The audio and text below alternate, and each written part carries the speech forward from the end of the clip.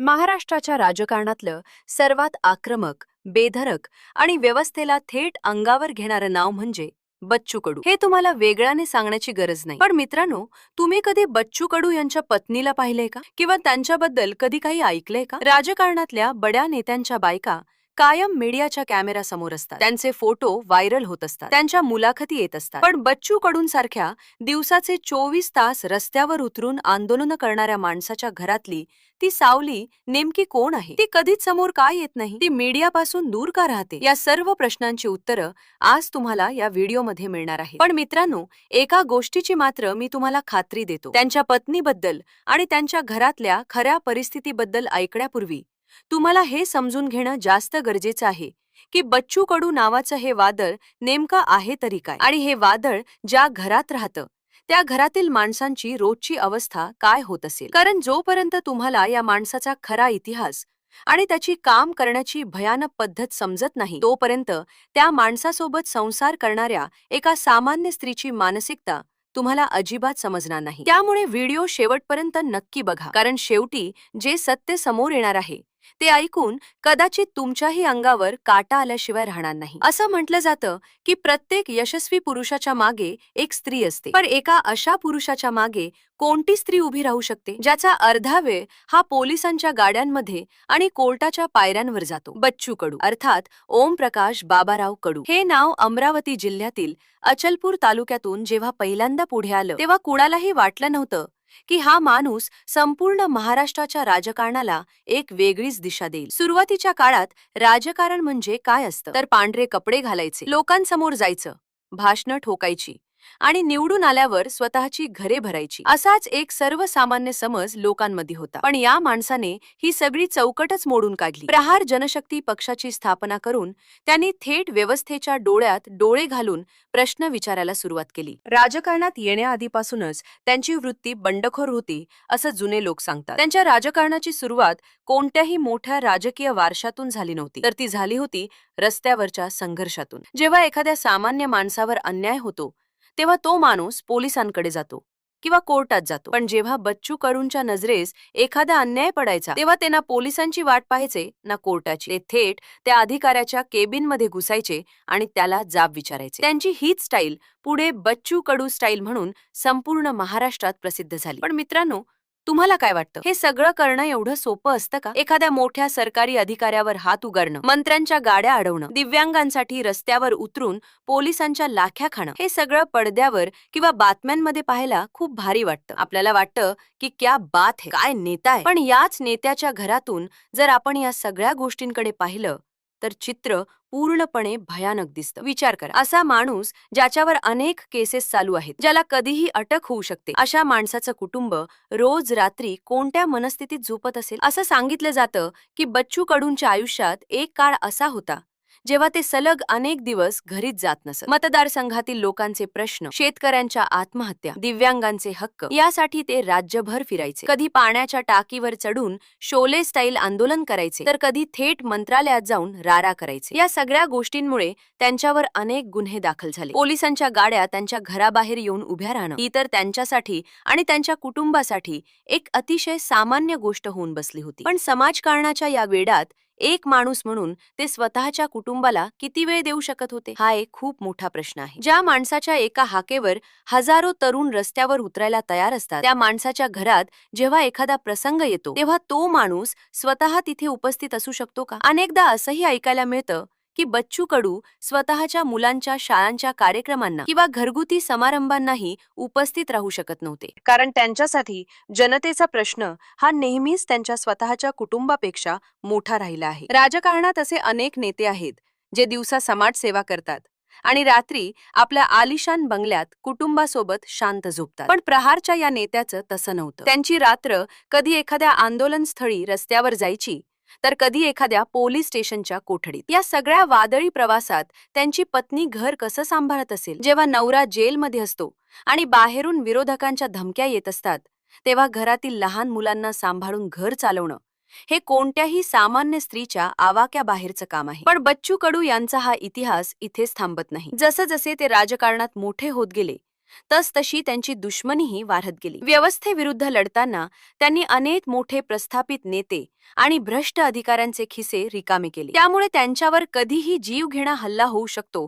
अशी भीती कायम असायची. अशा दहशतीच्या वातावरणात जगणं हे एका भयानक थ्रिलर सिनेमापेक्षा कमी नसतं. आपण पाहतो की राजकारण्यांच्या बायका बऱ्याचदा नवऱ्याच्या सत्तेचा वापर करून स्वतःचे बिझनेस चालवतात, मोठ्या मोठ्या गाड्यांमधून फिरतात. पण बच्चू कडूंच्या पत्नीच्या बाबतीत असं कधीच काही ऐकायला मिळालं नाही. त्या नेहमीच या सगळ्या झगमगाटापासून आणि सत्तेच्या लालसेपासून दूर राहिल्या. पण का? त्यांनी का स्वतःला इतकं लपवून ठेवलं? काय होतं त्यांच्या या शांततेमागचं कारण? बच्चू कडूंसारख्या आगीचा गोळा असलेल्या माणसाला शांत करणारी आणि त्यांना मानसिक आधार देणारी ही ताकद नेमकी कशी उभी राहिली असेल? त्यांच्या लग्नाच्या सुरुवातीच्या काळातच त्यांना कळून चुकलं असावं की आपला नवरा हा आपला राहिला नसून तो आता जनतेचा झाला आहे. त्यामुळे त्यांनी कधीच बच्चू कडूंना त्यांच्या कामापासून रोखलं नाही, की कधी त्यांच्याकडे सामान्य नवऱ्यासारख्या अपेक्षा ठेवल्या नाहीत. पण मित्रांनो, हा इतिहास सांगताना मला तुम्हाला एक अशी गोष्ट सांगायची आहे जी सहसा कोणीही मीडियासमोर उघडपणे बोलत नाही. जेव्हा एक नेता एवढा मोठा होतो तेव्हा त्याच्या कुटुंबाला एक वेगळीच किंमत चुकवावी लागते. बच्चू कडूंचे हे जे सगळे पराक्रम होते, जे त्यांनी समाजासाठी केले, त्याच्याचे पडसाद त्यांच्या घराच्या चार भिंतीत कसे उमटत होते हे समजून घेण्यासाठी आपल्याला त्यांच्या पत्नीच्या मानसिकतेत शिरून विचार करावा लागेल. मित्रांनो, जरा डोळे बंद करा आणि विचार करा. रात्रीचे 2 वाजले आहे, सगळं गाव शांत झोपले आहे आणि अचानक तुमच्या घराच्या दारावर जोरात थाप पडते. एका सामान्य माणसाच्या घरात जर रात्री 2 वाजता कोणी दार वाजवलं तर घरातील लोक घाबरतात. पण बच्चू कडूंच्या घरात जेव्हा रात्री अपरात्री दार वाजायचं तेव्हा त्यांच्या पत्नीला हा विचार करावा लागायचा की दारात कोण असेल? एखादा मदतीची याचना करणारा शेतकरी असेल, दिव्यांगांचा एखादा गट असेल, की पुन्हा एकदा बच्चू भाऊंना अटक करण्यासाठी आलेली पोलिसांची गाडी असेल? हे सगळं पेलणं आणि तरीही दुसऱ्या दिवशी सकाळी उठून घराचा गाडा पुन्हा हसतमुखाने हाकणं हे एखाद्या खऱ्या-खुऱ्या रणरागिणीशिवाय कोणालाही शक्य नाही. आपण जेव्हा टीव्हीवर बघतो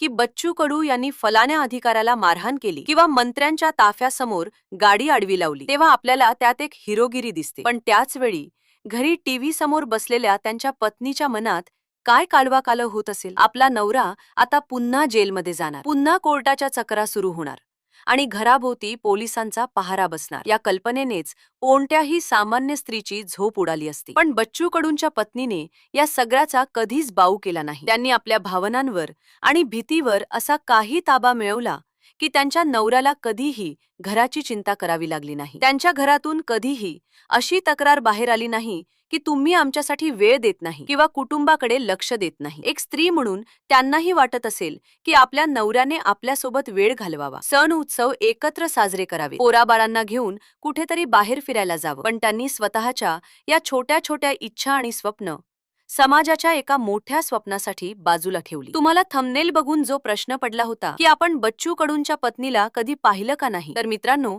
याचं सर्वात मोठं आणि धक्कादायक कारण हे आहे की त्यांनी स्वतःला जाणीवपूर्वक या सगळ्या प्रसिद्धीच्या झोतापासून आणि राजकारणाच्या चिखलापासून दूर ठेवलं आहे. राजकारणातला एक अलिखित नियम असा बनला आहे की जेव्हा नवरा मोठा नेता होतो तेव्हा त्याची बायको आपोआप कुठल्या तरी संस्थेची अध्यक्ष होते, कुठल्या तरी मोठ्या ट्रस्टची मालकीण होते किंवा कमीत कमी स्थानिक निवडणुकीत तरी उभी राहते. पण बच्चू कडूंच्या बाबतीत असं काहीही घडलं नाही.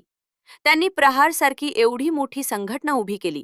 हजारो तरुण कार्यकर्ते त्यांच्या एका शब्दावर जीवला तयार असतात. पण त्यांच्या पत्नीने कधीही या सत्तेचा किंवा लोकप्रियतेचा गैरफायदा घेतला नाही. त्या कधीही कार्यकर्त्यांच्या गराड्यात मिरवताना दिसल्या नाही, की त्यांनी कधी स्टेजवर जाऊन भाषणं ठोकली नाही. त्यांचं संपूर्ण लक्ष हे फक्त आणि फक्त त्यांच्या कुटुंबावर, मुलांच्या शिक्षणावर आणि घरात येणाऱ्या जाणाऱ्या प्रत्येकाच्या पाहुणचारावर केंद्रित होतं. बच्चू कडू यांच्या घराचा दरवाजा हा कायम उघडा असतो असं अमरावतीमध्ये सांगितलं जातं. महाराष्ट्राच्या कानाकोपऱ्यातून लोक त्यांच्याकडे आशेने येतात. कोणी अपंग असतं, कोणी आजारी असतं, तर कोणावर अन्याय झालेला असतो.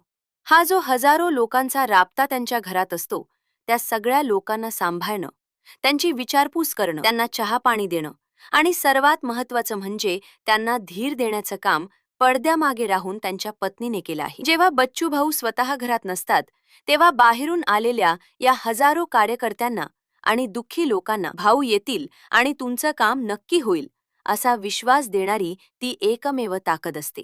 आता तुम्ही म्हणाल की यात एवढं काय मोठं आहे, पण मित्रांनो, एका गोष्टीचा खोलवर विचार करा. जेव्हा एखाद्या नेत्याच्या अंगावर शेकडो केसेस असतात तेव्हा त्याचे राजकीय शत्रूही तितकेच ताकदवान असतात. बच्चू कडूंनी आपल्या राजकीय प्रवासात अनेक बड्या धेंडांना शिंगावर घेतलं आहे. अशा वेळी कुटुंबाला टार्गेट केलं जाण्याची सर्वात मोठी भीती असते. त्यामुळे आपल्या मुलांना या सगळ्या दहशतीच्या आणि राजकारणाच्या वातावरणापासून दूर ठेवणं आणि त्यांच्यावर चांगले संस्कार करून त्यांना एका सामान्य माणसासारखं मोठं करणं, ही जबाबदारी त्यांच्या पत्नीने एकटीने पेलली आहे.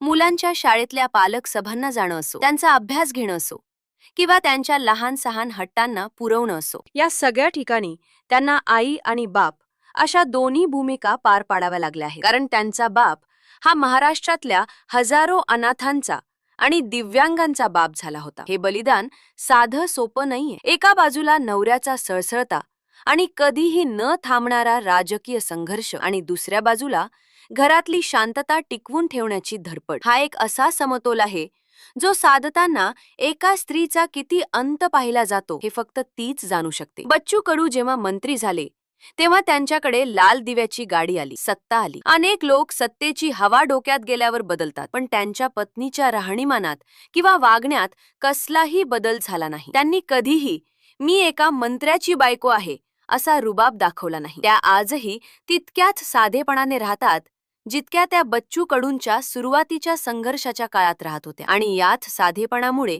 त्या खऱ्या अर्थाने बच्चू कडूंच्या यशाच्या शिल्पकार ठरतात. जर बच्चू कडू हे एक वादळ असतील तर त्यांच्या पत्नी या त्या वादळाला शांत करणारा किनारा आहेत. जर बच्चू कडू ही एक धगधगती आग असेल तर त्यांच्या पत्नी या त्या आगीवर नियंत्रण ठेवणारी एक संथ आणि शीतल अशी नदी आहे. नवऱ्याच्या आक्रमकतेला खत पाणी घालण्यापेक्षा त्याला योग्य दिशा देण्याचं आणि त्याला मानसिकदृष्ट्या मजबूत ठेवण्याचं काम त्यांनी केलं आहे. जेव्हा बच्चू कडू एखाद्या मोठ्या आंदोलनातून थकून भागून किंवा पोलिसांचा मार खाऊन घरी येतात तेव्हा त्यांच्या जखमांवर फुंकर घालणारी आणि तुम्ही लढत राहा, मी तुमच्या पाठीशी आहे असा विश्वास देणारी तीच एक व्यक्ती असते. आणि म्हणूनच आपण त्यांना कधीच कॅमेऱ्यासमोर पाहिलं नाही, कारण त्यांचं काम हे स्टेजवर उभं राहून टाळ्या मिळवण्याचं नाहीये, तर त्यांचं काम हे त्या माणसाला स्टेजवर उभं राहण्याची ताकद देण्याचं आहे. आजकालच्या यूट्यूबवर आणि सोशल मीडियावर आपण अनेक फेक आणि दिखाऊ गोष्टी बघतो, पण बच्चू कडूंच्या कुटुंबाची ही कहाणी 100% खरी आणि जमिनीशी जोडलेली आहे. ही कहाणी अशा एका स्त्रीची आहे जिने स्वतःचं अस्तित्व मिटवून एका मोठ्या क्रांतीला जन्म दिला आहे. तुम्ही विचार करा, जर त्यांच्या पत्नीने त्यांना म्हटलं असतं की मला हे असं अस्थिर आयुष्य नकोय, मला एक शांत आणि सुरक्षित संसार हवाय, तर कदाचित महाराष्ट्राला बच्चू कडू नावाचा हा लढाऊ नेता मिळालाच नसता. एका स्त्रीच्या त्यागावर महाराष्ट्रातल्या लाखो दिव्यांगांचं आणि शेतकऱ्यांचं भविष्य कसं उभं राहिले याचं हे सर्वात मोठं आणि जिवंत उदाहरण आहे.